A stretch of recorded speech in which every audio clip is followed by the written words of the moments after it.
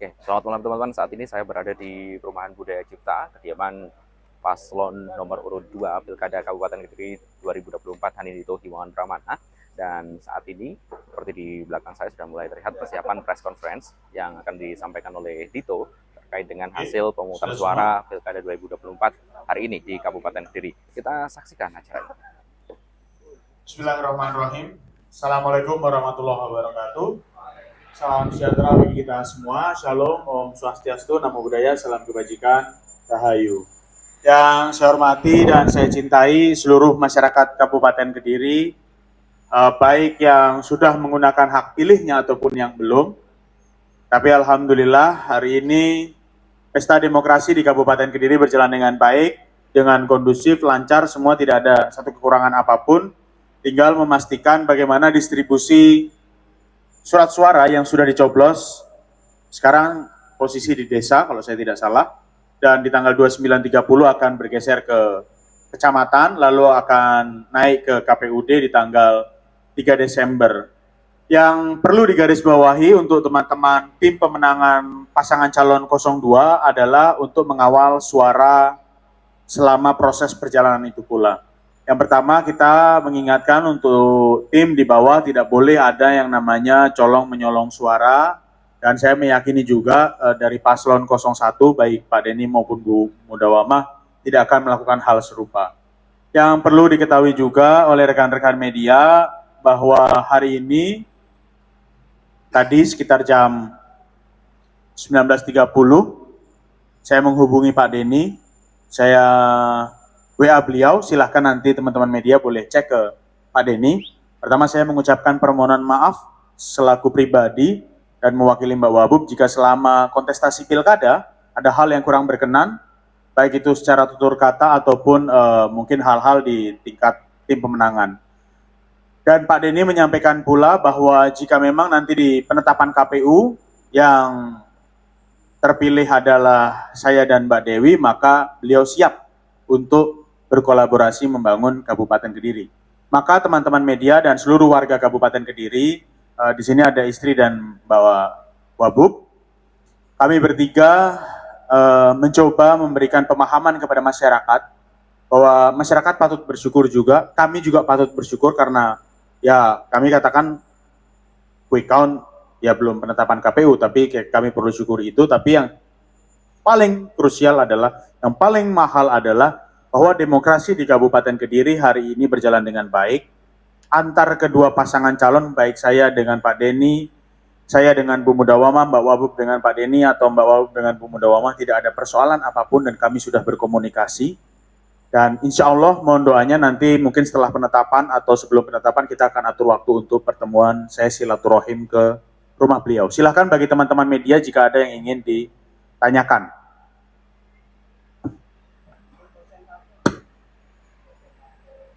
Prosentase quick count dengan margin of error 0,9 kita anggaplah 1%. Kalau saya tidak salah 56,99 9,94 dengan 43, sekian.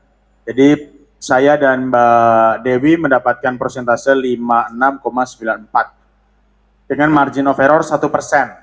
Margin of error bisa turun ke bawah, bisa juga naik ke atas.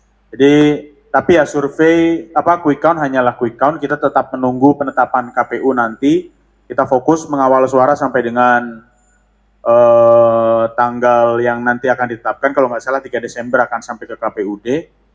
Yang tidak kalah penting adalah sebenarnya hari ini pesta demokrasi sudah selesai di Kabupaten Kediri dan tinggal bagaimana merajut kembali yang tadinya mungkin pendukung Pak Denny atau pendukung saya dan Mbak Wabub sudah selesai. Sekarang yang ada adalah seluruh masyarakat Kabupaten Kediri. Maka tadi saya juga langsung rapat dengan beberapa kepala OPD untuk menyampaikan kita fokus 5 tahun ke depan.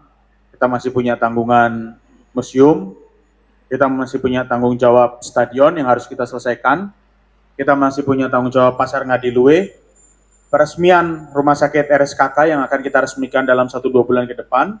Masih banyak tugas-tugas, jadi kita fokus bekerja untuk Kabupaten Kediri ke depannya.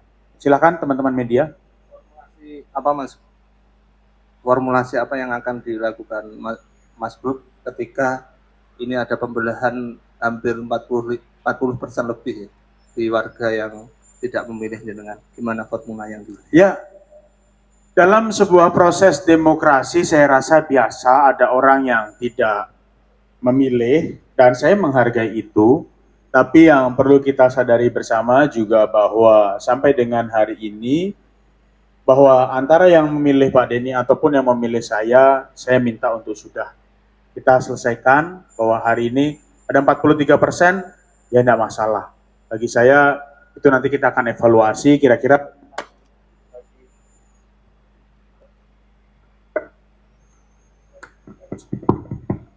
bagi 43%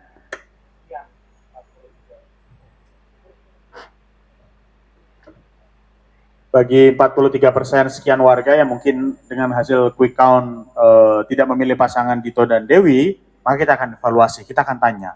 Karena kita sudah tahu kantong-kantongnya, kecamatan-kecamatan mana, kita akan tanya diskusi dengan warga, apa yang mungkin menjadi harapan mereka, kenapa tidak memilih saya, karena mungkin perbedaan pandangan dan sebagainya.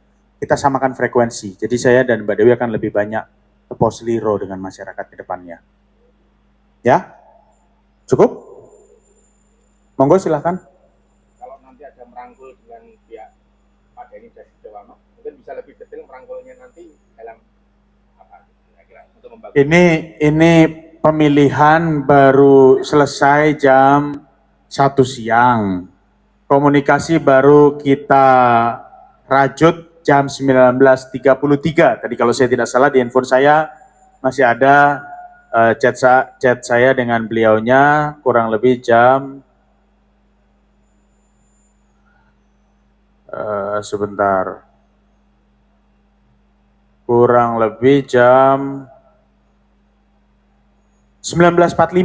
19.45 saya WA beliau, Assalamualaikum Pak Denny, ini nomor saya, izin menghubungi jenengan jika diperkenankan, dan langsung kita berkomunikasi. Kalau bentuk komitmennya seperti apa, kolaborasinya seperti apa, itu kan perlu ketemu ya. Selama ini kan kita akan dipisahkan oleh perbedaan program dan visi misi. Jadi kita harus menyamakan dulu program dan visi misinya. Kita harus ketemu dulu, saya harus ketemu dulu dengan Pak Denny, berdiskusi ya untuk kabupaten yang lebih baik. Itu. Ada lagi teman-teman media? Cukup? Cukup? Hah? Kata-kata? Nggak ke Jakarta? Enggak, alhamdulillah saya calon Bupati Kediri yang hari ini menurut hasil quick count unggul.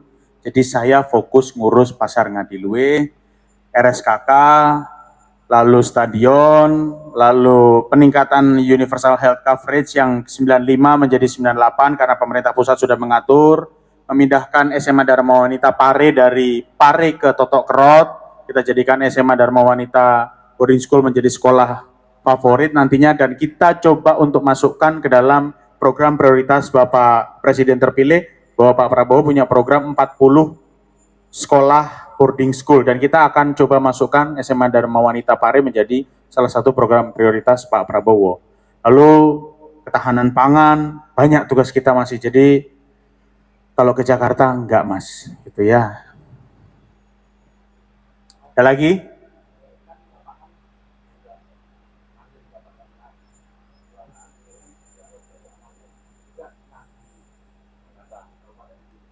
Ya, kalau Jakarta saya tidak mau terlalu prematur bagi saya, dan bukan kapasitas saya untuk menjawab, karena kapasitas saya di sini sebagai Bupati Kediri yang sedang berkontestasi. Jadi kalau perasaan ya kita apapun itu kita syukuri, karena setelah kontestasi ini berjalan yang saya belajar betul adalah ini bukan soal cara berkuasa, tapi etika untuk mengabdi kepada masyarakat. Jadi kalau urusan bapak saya itu saya nggak perlu nguyai segoro, biar beliau yang ngurus dirinya sendiri, ya. Iyalah, keliru nanti, ngapain? Monggo silakan.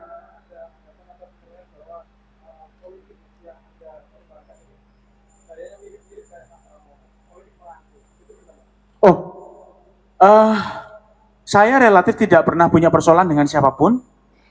Apakah itu dengan Pak Denny, Pak Sentot sekalipun yang mungkin dulu mendukung saya dan hari ini bersama Pak Denny di koalisi PKB dengan Nasdem, dengan Pak Lutfi, dengan Mas Pipin, dengan Pak Anto, saya tidak ada persoalan apapun.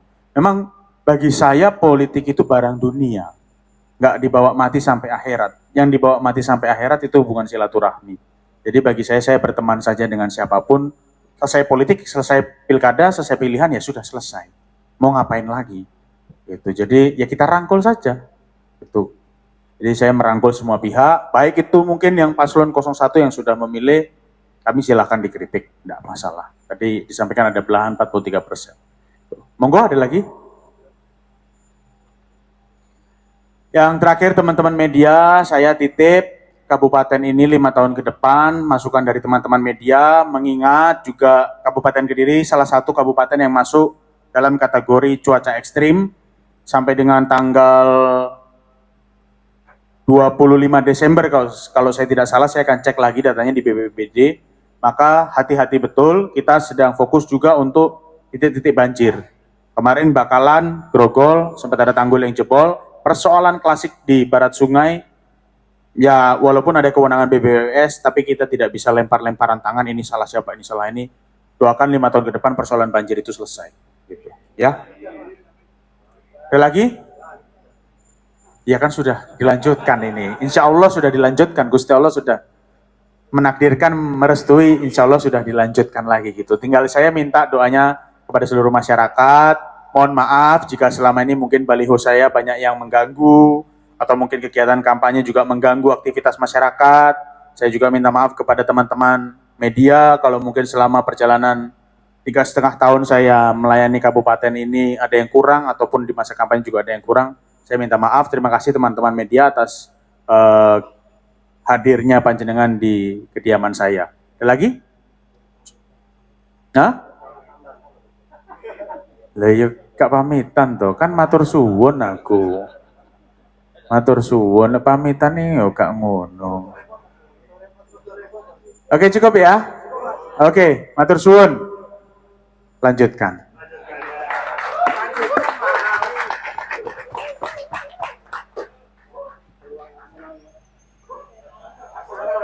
Harus.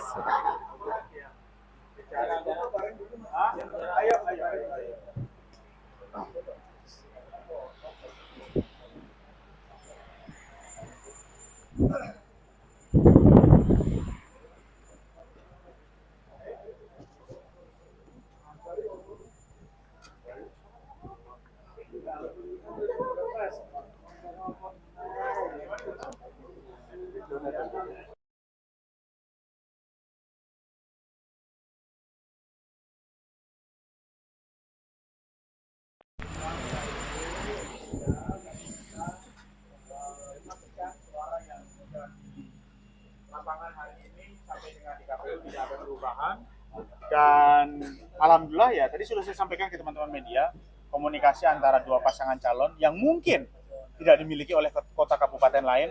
Di saat rivalitas terjadi sangat panas sekali, setelah sudah terjadi pesta demokrasi terus masih memanas dan tidak selesai di kemudian hari, alhamdulillah debat kita 2 kali lancar, sampai dengan pilkada juga lancar. Setelah ini tinggal ya ditunggu nanti teman-teman media saat saya silaturahim ke rumah Pak Denny. Gitu. Kalau bagian quick count ya saya dan Mbak Dewi beserta keluarga bersyukurlah masyarakat masih percaya dengan kami berdua. Mungkin jadi terkait 5 tahun ke depan seperti apa nanti? 2025 Pasar Ngadiluwe selesai targetnya tahun depan. Launching MPP Desember, lalu launching rumah sakit RSUD Pelempare atau RSKK Desember atau Januari, karena saya minta di launching gedung B dan C secara langsung. Lalu pemindahan SMA Dharma Wanita dari Pare ke Totok Kerot. Penyelesaian museum selama 2 tahun 2027 kita proyeksikan selesai, karena saya bilang tidak perlu 1 tahun harus selesai. Kita perlahan-lahan tapi kita pasti selesaikan semua program-program yang ada. Tuntas ODF, tuntas PTSL. Ini perlu dipastikan juga harus tuntas. Karena jambanisasi itu salah satu penyebab angka stunting meningkat. Tuh, zero digit stunting, memastikan stunting zero digit dan zero growth stunting. Itu juga kita lakukan. Insentif terhadap guru madin, kita dari 9.000 sekian, sekarang kita naikkan ke 17.000. Memastikan semua program-program yang sifatnya menyentuh masyarakat, yang menyentuh kehidupan sendi-sendi kehidupan masyarakat itu berjalan. Yang berikutnya lagi, PKK untuk setiap desa yang tahun kemarin 150 juta ada kemungkinan kita naikkan untuk perbaikan infrastruktur dan jalan. Memang sengaja tidak saya masukkan dalam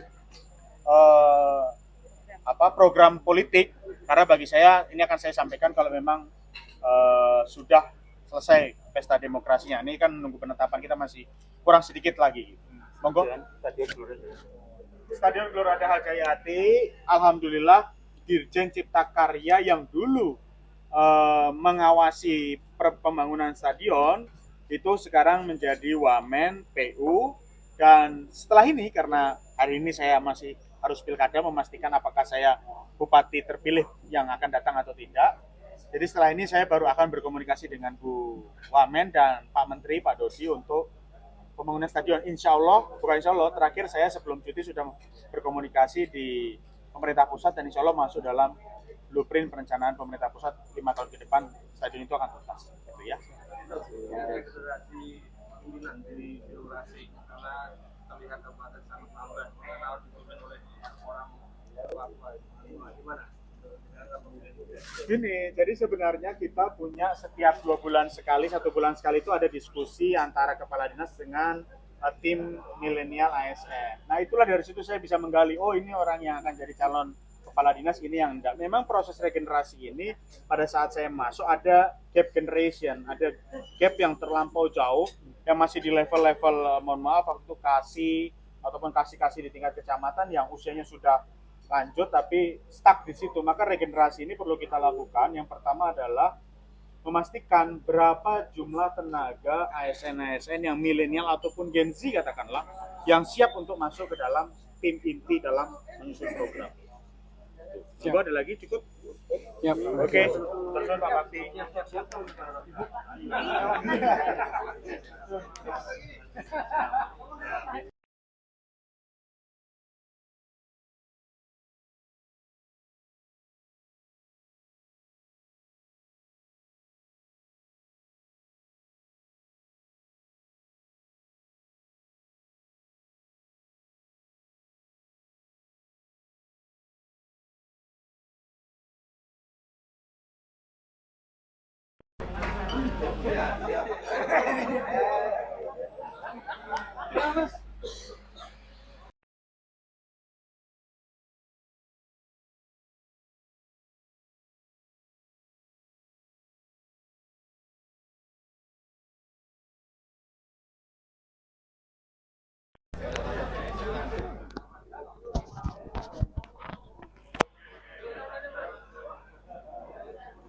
Ya, itu tadi teman-teman yang disampaikan oleh paslon nomor urut 2, Bupati Kediri sekarang, Hanindito Himawan Pramana, yang setelah menyampaikan press conference hasil dari pemilihan kepala daerah atau pilkada 2024 Kabupaten Kediri, dan memang sesuai dengan hasil quick count internal dari tim pemenangan Dito Dewi menyampaikan bahwa total 57%, 56 lebih dibandingkan hasil yang diterima oleh pasangan nomor urut 1 Denny Mudawamah yang hanya 43%. Dan memang ketika itu nanti benar-benar menjadi ketetapan KPU, Dito dan Dewi resmi menjabat kembali sebagai Bupati Kediri. Terima kasih teman-teman. Saya Nahdi Mujahidin pamit undur diri. Assalamualaikum warahmatullahi wabarakatuh. Selamat malam.